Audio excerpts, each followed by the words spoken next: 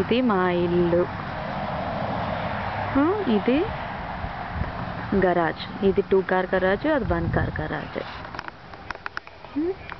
ఇట్లా పోవాలి. ఇది ల్యాండ్స్కేపింగ్ చేయించినాము, అదే చెట్లు ఒక డిజైన్గా పెట్టినాము అనమాట.